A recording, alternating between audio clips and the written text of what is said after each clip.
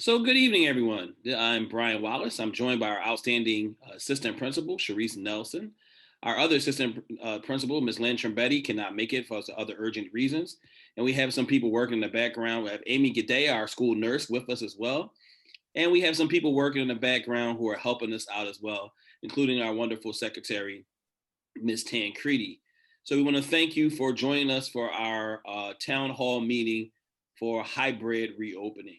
Now, whether you're a virtual parent who has opted to stay home during this time, or you're coming back on our proposed date of February the 1st, this is still information you will definitely want to receive. We're going to be doing two town hall meetings, one today and then the other one on Tuesday at 6 o'clock. And I'll be updating you then as well.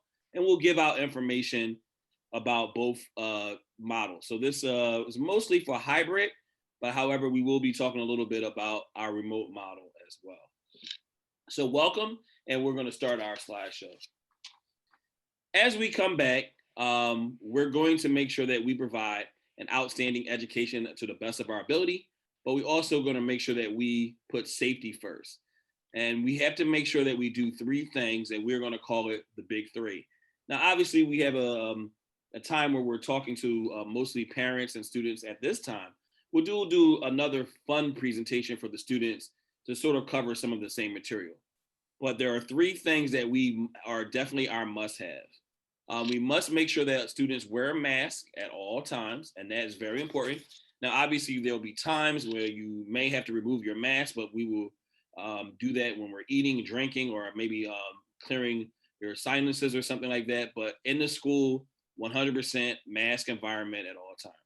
We also are practicing social distances of the CDC recommended 6 feet, and that will be done at all times. And then, of course, washing hands, being very careful of touch surfaces, but keeping our hands washed frequently. And this is very important so that we all remain safe during this return. On to our next slide. And we all know that we have questions that are coming in on the chat. What we're going to do is at the end, we'll answer some of the questions that we don't get to. We'll have a time where we sort of do a review of those questions and try to get that out to you in some communications as well. And then we'll address some of those questions as we open probably on our next town hall meeting on Tuesday. So making sure that we do the best that we can to answer your questions and concerns towards the end of this meeting. Now, what you can expect. Chromebooks have been provided to all students at Elkins Park very early of last year and of this year. They will need their Chromebook at all times. So whether they're at home, of course, you would need your Chromebook. And as we return, you will need to bring your Chromebook, as that will be the way that we deliver instruction in this hybrid environment. We'll continue to follow CDC guidelines and put safety first, of course. And we also will make sure that we continue to reach out to health officials to see what we should do in the event that we have to use our isolation procedures, quarantine procedures. And we'll always notify you and also stay up to date with testing and response to any kind of scenario. Now, if something happens, you will be informed. So we do want to make sure we always keep you informed. During this time, though, we also will access and limit people who are allowed in the building. We do have a screening process for all adults, including myself, every time I enter in at Elkins Park, and I even filled one out today. But all visitors and volunteers will definitely be to a very small limit, and they will have to be screened upon entering. As we go to our next slide. Chromebooks, again, for everyone, and they will not share those, so students will have their own individual Chromebooks. We're going to clean and disinfect frequently. Mr. Teasdale, our facilities director, visits our building. In fact, he was on a meeting the other day talking about ways to make sure he keeps Elkins Park, as well as the other 6 schools in our district, clean at all times. Social distance, and then limiting the use of common areas. And we're going to try to keep the students in the classroom and keep their activities rotating to them. So keeping them from moving, and our teachers will move to service our students. Obviously, we will encourage great hygiene, making sure we have hand sanitizer. We have it all throughout the building, and hand sanitizer stations that are all throughout the building. We will wear face coverings, including anyone who will be coming anywhere near the building, whether it's vehicles or coming to deliver things at that time. And we will be very careful on the amount of students that are gathered. And we are going to try to keep the students in the same groups as much as possible to try to limit any kind of cross contamination. So our next slide. One of the things that we're going to encourage, and I will continue to talk about this, is our day of our schedule that will be released to the parents soon will match the brick and mortar schedule that we had doing a regular environment. And so what I mean by that is we will start the day at 8:35 for students. Our classes or instructions will start at 8:40, and we'll dismiss at the normal time of 3:40. What we're going to attempt to do, though, is do everything in our possibility to sort of stagger the mid-end so that we have students that are arriving at different times closer to 9 o'clock, and to make sure that we do not miss much instruction time at all. And we will dismiss as soon as possible to limit groups of people or large gatherings that could occur. We will also communicate what that will look like as far as traffic and as far as our dismissal for car riders, and we'll talk about that later on. We also are going to have a staggered admit schedule for when students will start. Now, this is very important. So our fifth grade homerooms, and we're mentioning the numbers there, they will start on Monday, followed by another group of fifth grade homerooms that will start on Tuesday, February the 2nd. Then we have our asynchronous day, and then we'll bring on and our other group of sixth grade homerooms, and then our final group of sixth grade homerooms will start on Friday, February 5th.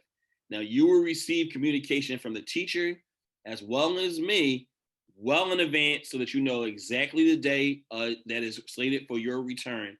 And of course, we'll answer any questions or concerns. And your teacher will communicate that day to you as well in advance. But we're going to stagger the amount of students that when we start this, so that we don't have everyone starting at the same exact time. So our next slide.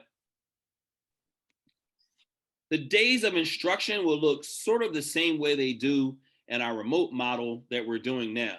We'll have Monday and Tuesday, which will be instructional days where we have live instruction and which will follow the schedule. On Wednesday will be our asynchronous day, which will be time for teachers to do professional development and handle all kinds of other various things that they have to do. And then Thursday and Friday, we'll go back to that live instruction that will take place following the schedule. Now, the biggest change from the schedule that we're going to operate for both remote students as well as our hybrid students will be that we're going to be starting our day at 8:40, which is different than starting the day at 9 o'clock. And I know it's 20-minute difference, but it's going to look a little different. The other thing is the day is spaced out a little longer. Although there's wonderful schedules of electives and lunches that will take place for our at-home students, we will stay in school until closer to 3:40. And as I mentioned, and we'll talk about all throughout these presentations, our dismissal will look a little different. So it won't be just 3:40, everyone leaves the building at the same time, but we'll give you adequate communication for what that will look like as we move forward. Thank you. Next slide. Again, for the schedule for the day, and we will also put this in writing to you again, as well as give it to you through voice messages from myself. We will start at 8:35, and that will be our arrival of students. We're going to have a window of 8:35 to 9 o'clock. So for example, we will encourage that if you're driving your student to school, we are not obviously going to be able to receive them before 8:35. But after 8:35 or 8:45 or 8:50, we'll welcome that time as a little bit of a flexible schedule for you to drop your students off doing our hybrid schedule. When we dismiss, it'll be sort of the same type of thing. Our car riders, you will receive specific instruction for what that will look like, and you'll dismiss closer to the normal dismissal time. But our buses, we're going to encourage that when they drive up to pick up the students, at some point they may leave at 3:30, 3:35. This may affect the time in which they return. And as we know, when buses run on the first few days, it takes a while for them to adjust to the schedule. But just expect your child to be home a little earlier than we might have been during regular times. And you will always receive communication from our Elkins Park team or how that may affect you. Next slide. Due to COVID-19 procedures, we really want to limit any parents or guardians or as many people from coming in the building as possible. Now, when we definitely will reach out to you and set up meetings virtually and figure out a way to make sure we have constant communication with you. But we also want to just keep our building accessible for our students so that we don't have outside individuals coming. So with that, in the event that you were to enter the building, there is a screening form that you will fill out. Now, this is very important. We're going to have a screener that will talk to you a little bit about and give you information for your student that is returning. It is very important that you fill that screener out before your student arrives. So again, before your student arrives on the day of instruction, it's very important that the screener information that it will be sent to you is filled out. And your teachers will talk about that with you as well. And I'll update you with information as we go on. We'll have one way in and one way out. Our car riders will come in towards the back of the school where our basketball courts are located, off of Kingston Road, closer to Tookaney Creek Parkway. When we come in, you'll line up as you drive in, and someone will come out to check your child in one by one as we make sure that you completed that form. It's a little different than we've used. We're not all going to use the front door, but car riders will use the back doors that are located close to the gym where the basketball court and loading dock is behind the school to have another safe entrance to limit the amount of people coming in.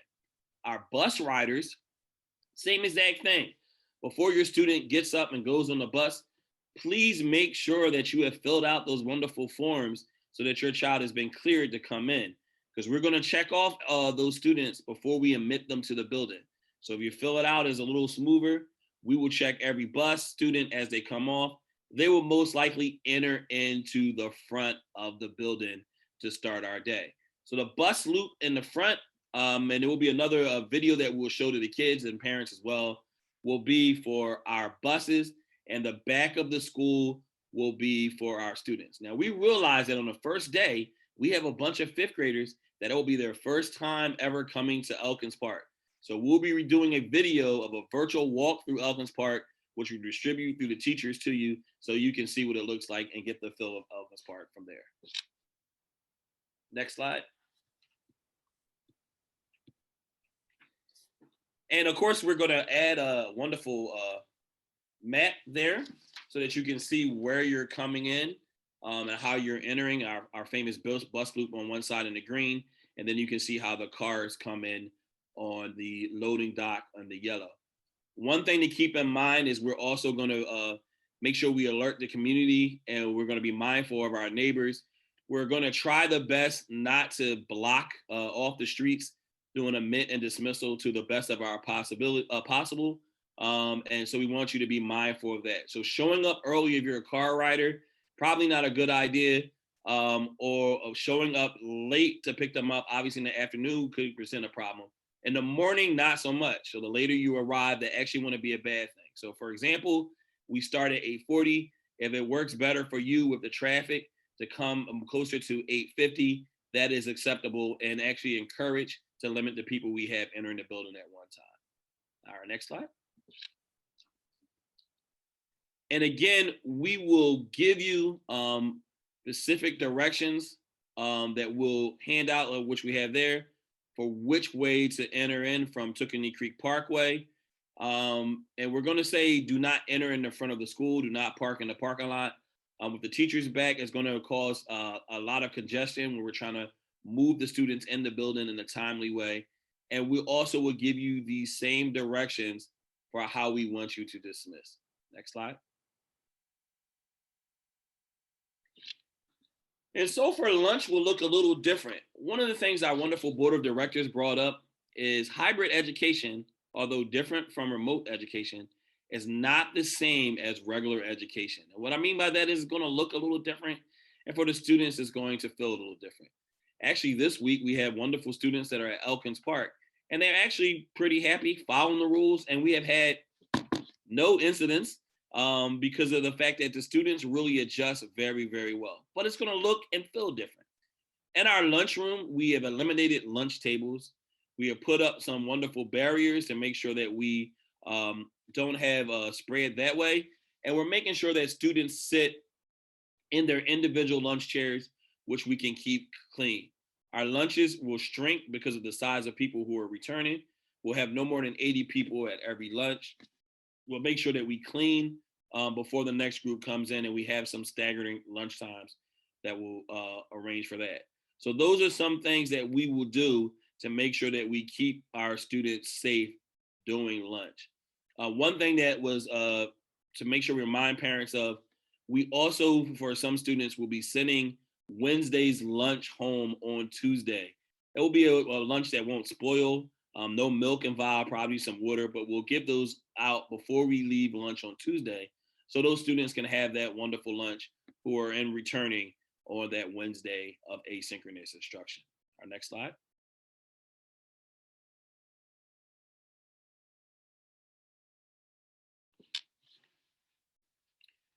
And when we come to recess, it's going to be very important, especially as the weather breaks. And just dreaming about spring days makes me feel happy inside. But we're going to try to do our best, and we will do our best to make sure your student gets recess as much as possible. Weather permitting, we'll make sure that we exit outdoors. It will be a lot smaller size lunch or period. The cool part about Elkins Park that I love is it's such a stretched out amount of space. So we'll utilize that to make sure that we use social distancing and get our students outside as much as possible, weather permitting. As we move on, we will provide recess during this time. Next slide. One thing that obviously will look different will be bathroom policies. We will make sure that we keep everything clean as much as possible. We have a unique way for how we're going to make sure we do not have more than 2 or 3 students using the restroom facilities at one time. Social distancing, making sure that we stagger those things and keep them clean as well, so that your student can safely use the restroom during this time. Next slide.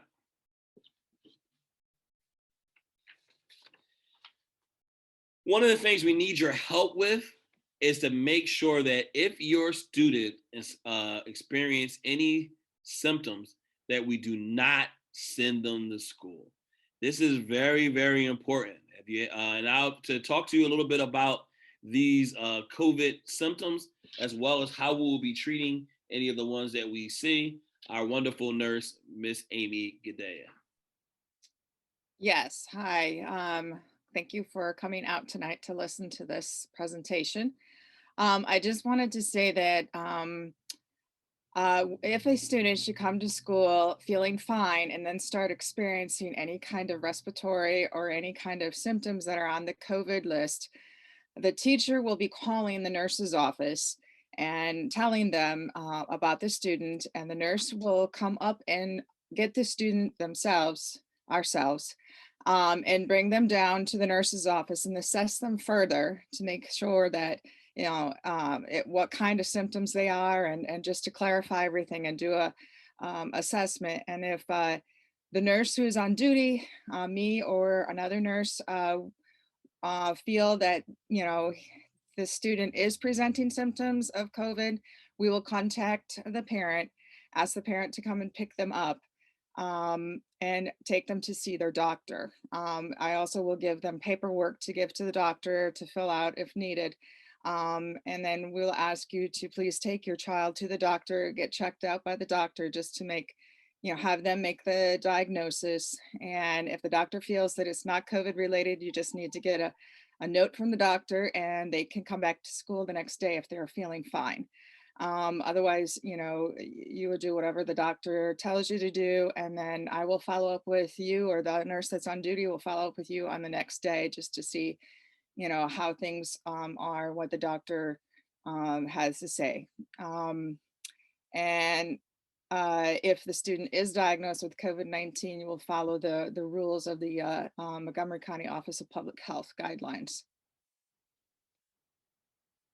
Yeah, next slide. Thank you. Next slide. All right. So the biggest thing that we're going to, will be different from our normal school year to right now, will be we're definitely going to ask students to pack light. And when I mean pack light, the number one thing that they're going to be every day is that wonderful Chromebook, as that will be the number one tool for instruction. We're not going to use lockers at Elkins Park during this time. So lockers will be something that we will not use. We do have space in classrooms arranged where we have probably the students will have maybe 2 desks to themselves, 6 feet apart from other people in some classrooms. So in that case, they will have a desk to put their belongings and a desk to put to sit in as well. So it is neat how teachers are setting up the classrooms in different sort of ways to make sure that students, one, are 6 feet apart from each other, but also that they're able to have a place to put their belongings. Chromebooks should travel with the students. Please make sure that they're charged every day. We will charge them in school if we have to, but it really helps us at night if you plug your computer in. It's very helpful if those computers are ready to go, so it has no dent in instruction. And for our students who are home, obviously there are Chromebooks and ways to plug them in. We will follow the same schedule as the school and make sure that we continue to provide that virtual education for you as well. Our next slide, and we're getting towards the end there.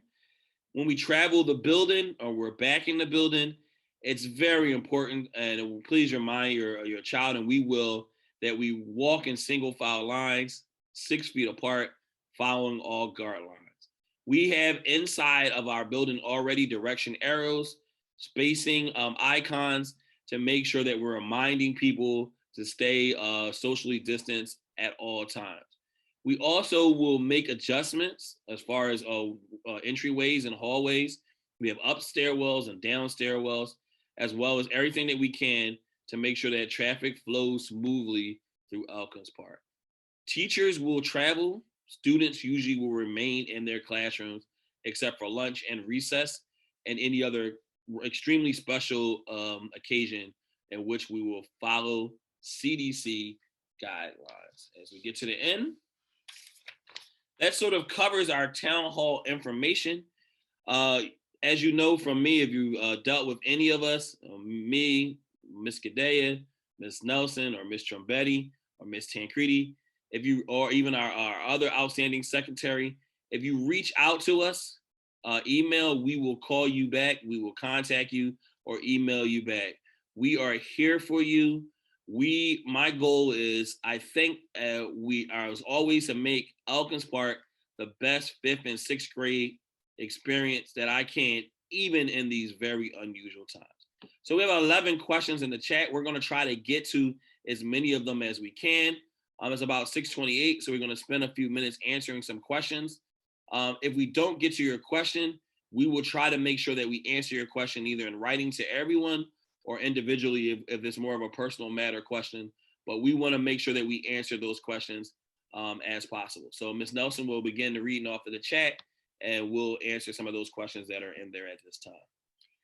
So I've sorted the questions, and to start, we'll start with some of the questions that are medical questions that Mrs. Gadea can answer for us. So the first question is, are flu shots required for students? No, flu shots are not required for students. Okay. All right. The second question is, will the district be utilizing the rapid testing weekly for teachers as announced by Dr. Arkush? No, we are not doing that in Cheltenham School District. Okay. Can you tell us a little bit about the screening measures and specifically the application that's in place for that? Currently, the application is a link on the homepage of the school district website. I'm wondering if Mrs. Tancredi might be able to show that so people know where it's located on the school district website.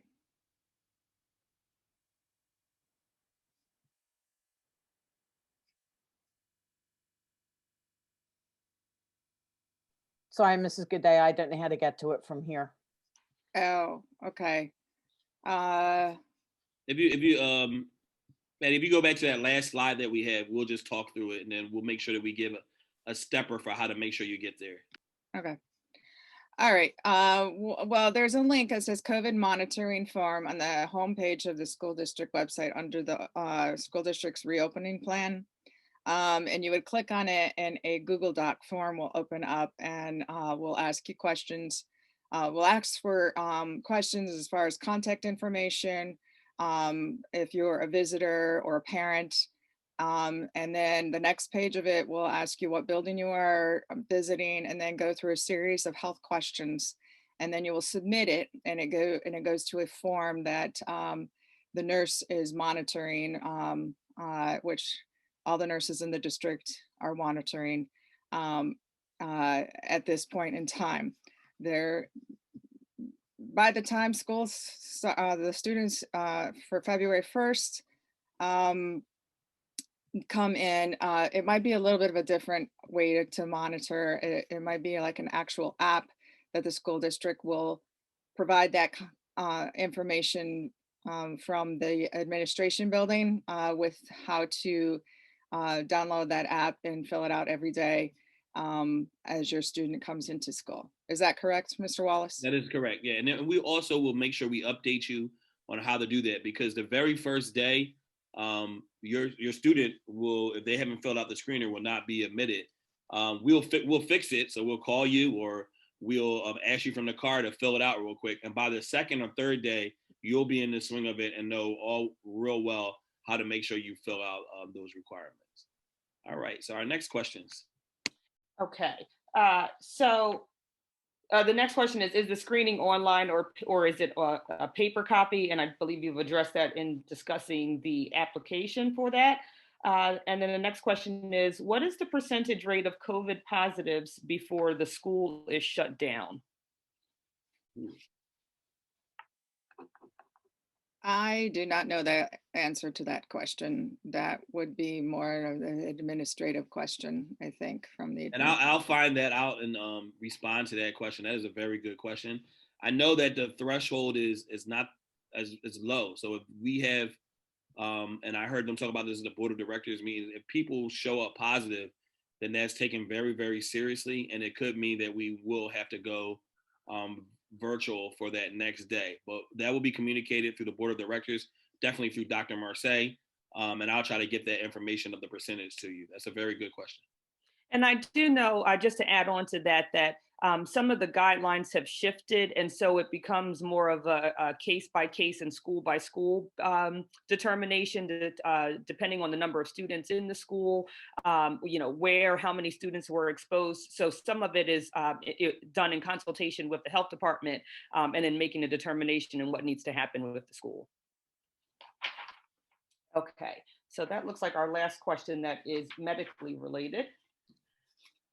There are questions about the air purifiers and ventilation system upgrades.